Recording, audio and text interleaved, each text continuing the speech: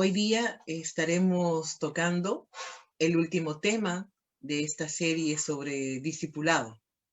¿Cómo saber si estoy avanzando en mi discipulado?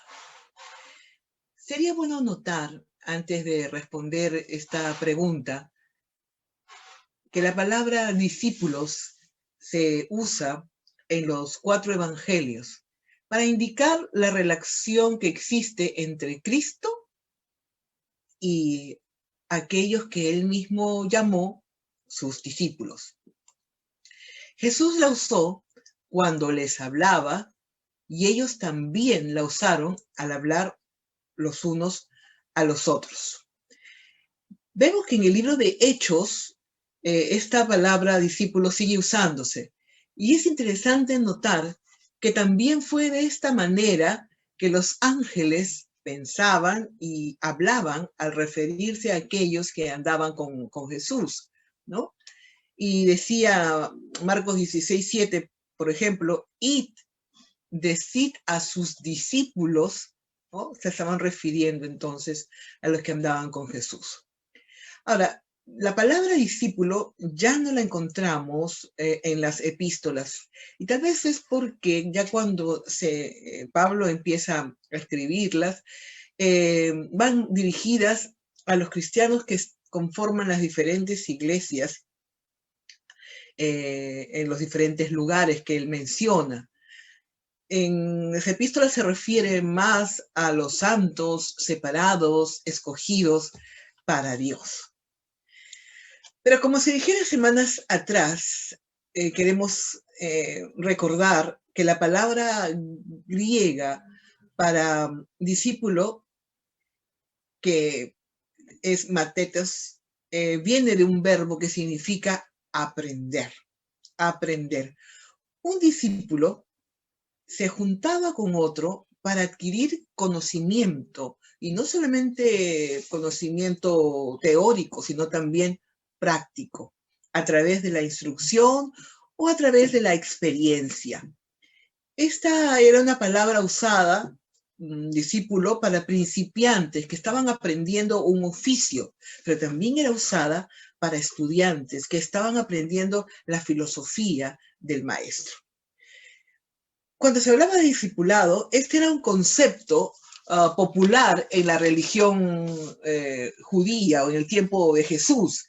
Y generalmente, cuando se hablaban de los discípulos tenían que dejar sus casas y se mudaban con sus maestros. Ellos les tenían que proveer de comida y de alojamiento. Entonces los discípulos se convertían algo así como en sus siervos y estaban bajo la total dependencia y autoridad del maestro. Debían aprender todo lo que su maestro sabía, llegando a ser como él en su carácter, y posteriormente ellos transmitirían todo aquello que habían captado del maestro a otros.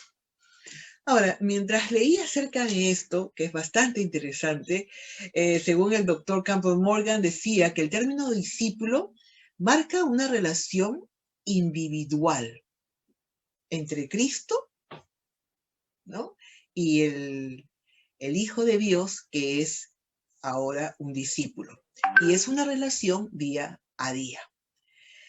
Y cuando se refiere a la palabra discípulo en el contexto bíblico, significa una persona enseñada o formada por Jesús, ¿verdad? Porque esto, como habíamos dicho, había muchos maestros y habían muchos discípulos, pero en el contexto de los evangelios estamos hablando estrictamente de una persona enseñada o formada por Jesús.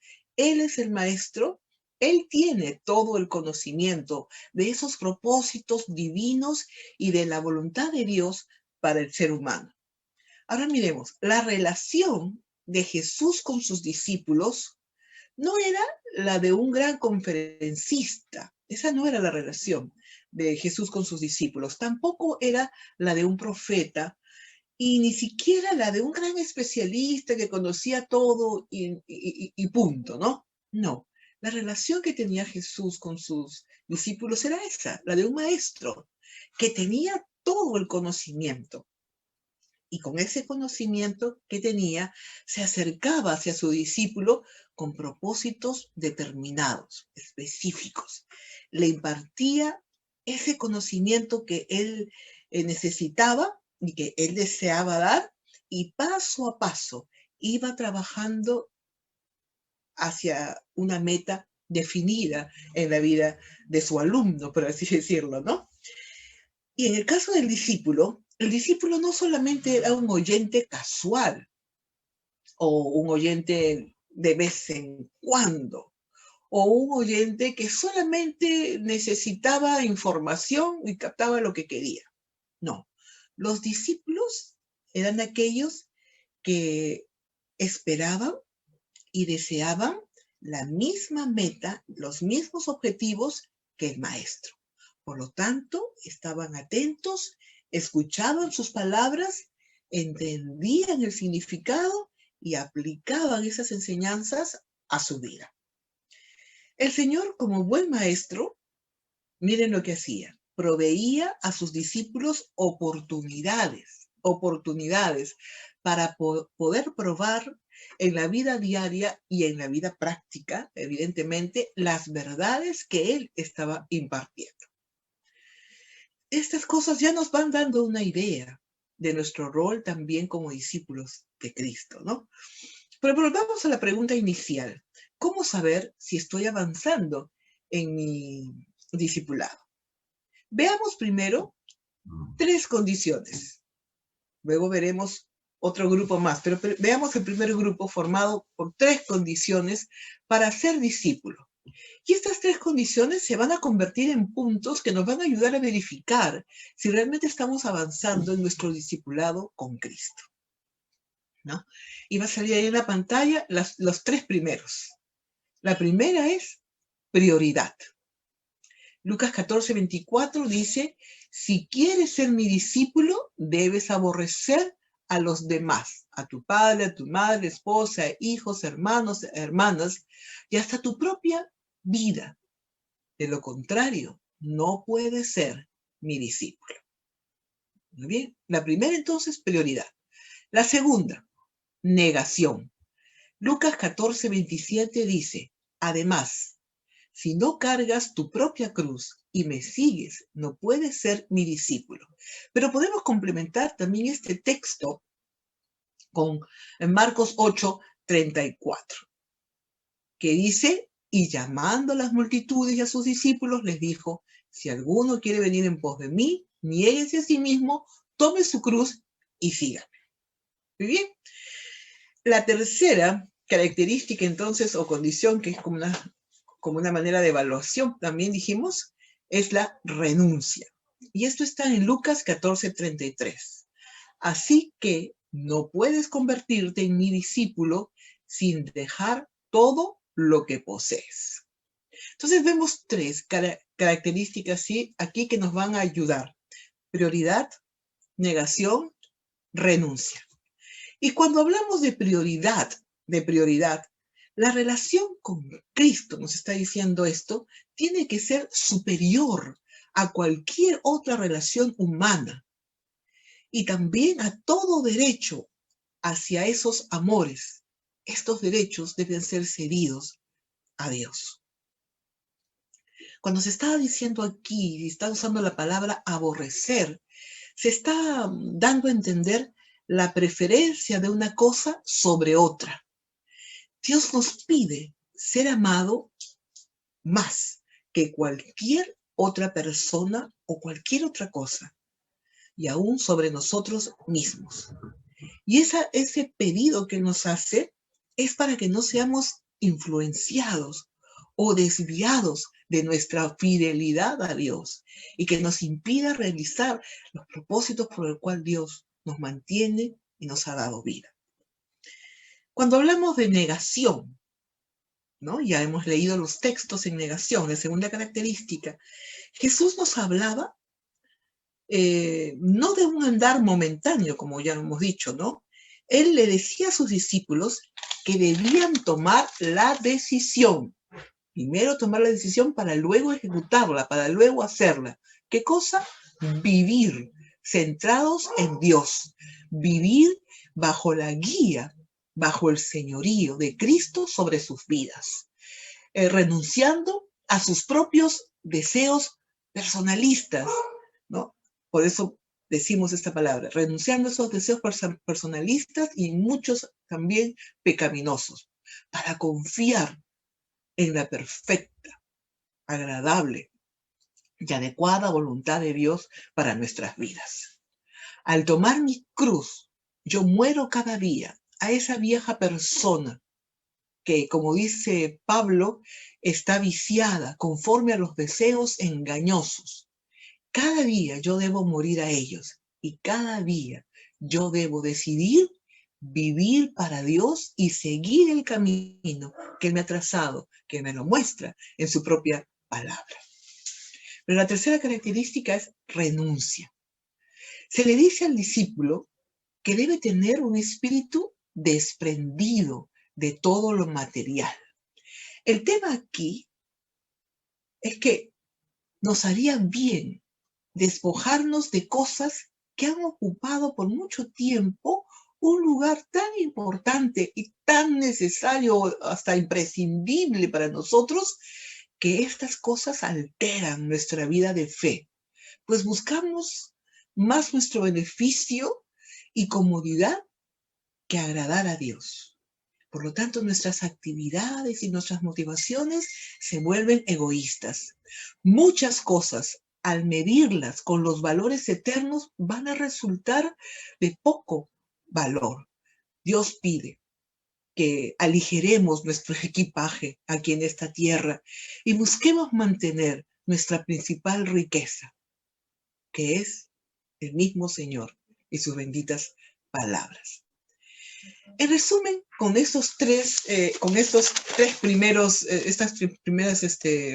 primeros puntos que nos ayudan a evaluar: prioridad, negación, renuncia. ¿Cómo podemos resumir después de todo lo que hemos dicho? Que no debemos ser poseídos por nada ni por nadie. Que tiene que haber claridad de mi compromiso de vida y de mi dependencia total para con Dios. Que si hemos de conocer su voluntad para aplicarla a nuestro diario vivir, nada debe competir ni distraerme. Yo debo ponerme a disposición constante del Señor. Por último, veamos tres características más que extraemos de los compromisos del discípulo y también nos van a ayudar a responder si es que estoy creciendo en mi discipulado. Entonces vamos por la cuarta. Permanecer. Jesús le dijo a la gente, esto está en Juan 8:31, ustedes son verdaderamente mis discípulos si se mantienen fieles a mis enseñanzas. Miren ustedes, permanecer. La quinta sería fructificar. Juan 15:8 dice, cuando producen mucho fruto, demuestran que son mis verdaderos discípulos, y esto le da mucha gloria a mi Padre. Y la sexta aquí es amar. Juan 13:35 nos dice, el amor que tengan unos por otros será la prueba ante el mundo. Ustedes son mis discípulos. Entonces, a las tres primeras características mencionadas, agregamos estas tres siguientes: permanecer, fructificar y amar. Cuando estamos hablando de permanecer, según lo que hemos leído en Juan 8:31, el verbo traducido aquí del griego significa perseverar o mantenerse en un lugar dado, en un estado, en una relación o en espera. Aquí es presentado entonces, si vemos, de una manera condicional. Si vosotros permanecéis. ¿Qué nos está diciendo aquí? Si perseveran, si se mantienen en las enseñanzas de Jesús, entonces probarán que son discípulos genuinos. Permanecer en Dios es permanecer en sus palabras, ¿no? es seguir creyendo en ellas y permitir que esas palabras, que son palabras de vida eterna, ordenen nuestras vidas de acuerdo a esos principios eternos y de acuerdo a sus mandatos que son sabios. La quinta palabra que vimos y leímos aquí en Juan 15:8 es fructificar. Fructificar. La vid, los pámpanos o la rama, como es bien conocido, es algo muy importante para tomar en cuenta aquellos que queremos verificar el discipulado que tenemos con Jesús. El fruto es algo que lleva la rama y no la lleva para sí mismo, sino que la lleva ¿para quién? Para el dueño. La rama recibe ese alimento, recibe la savia para su propia vida, porque así la necesita. La recibe y así se hace más fuerte, se hace más gruesita, ¿no? Más resistente. Pero esto que recibe, que es vital, que es importantísimo para su mantenimiento, está también muy ligado a que cumpla su propósito. Ambas cosas están ligadas. El dar fruto es para lo que la rama existe. El discípulo es hecho rama, dice un siervo de Dios, para que dé fruto de salvación.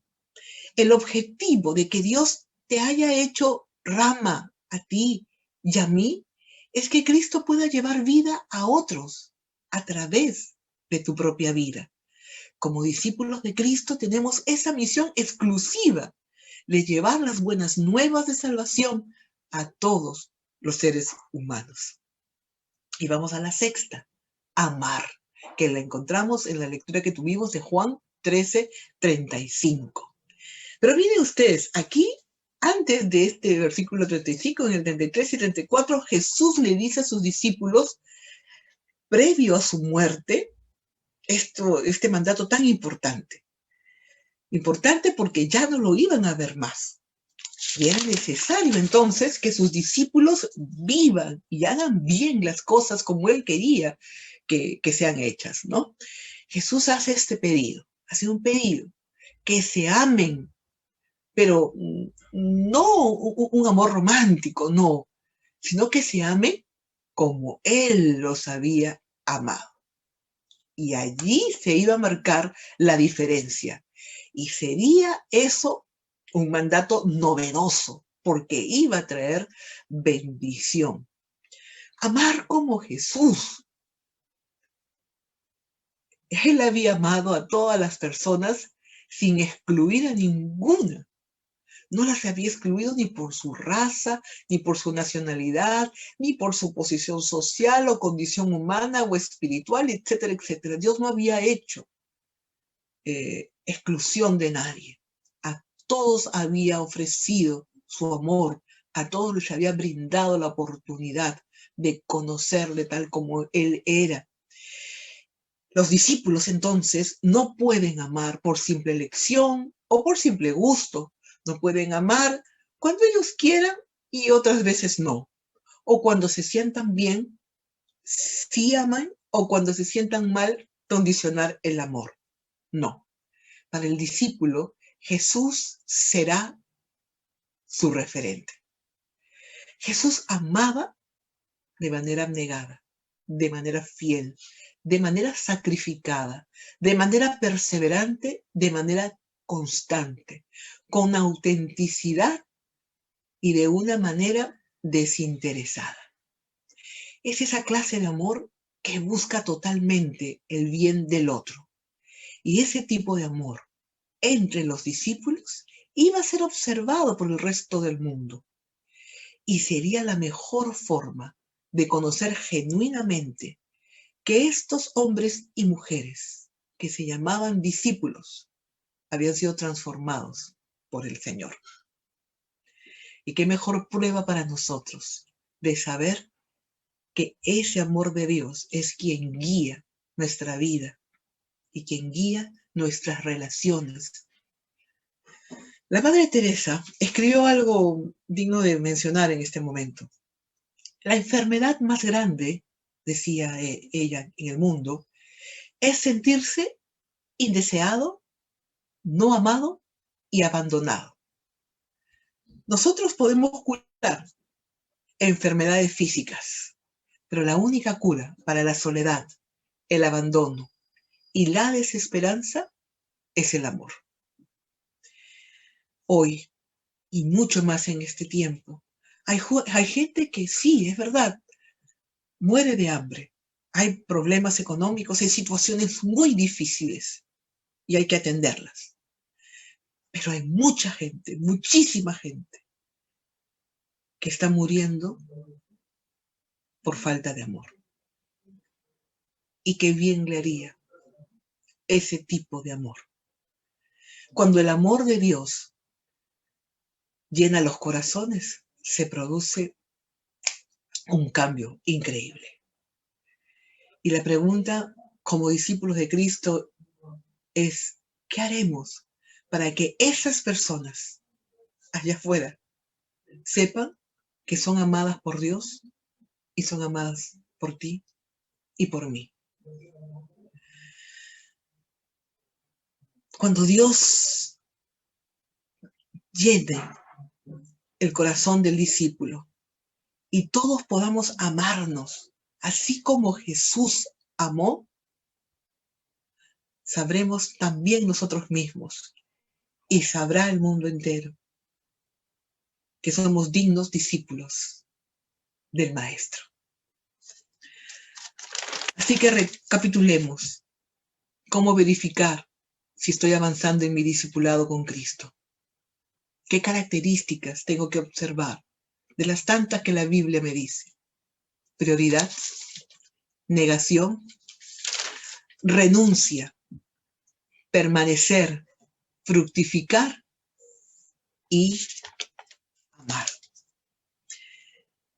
Mirémonos a la luz de ellas y respondamos a solas delante del Señor: ¿soy o no un fiel discípulo de Cristo?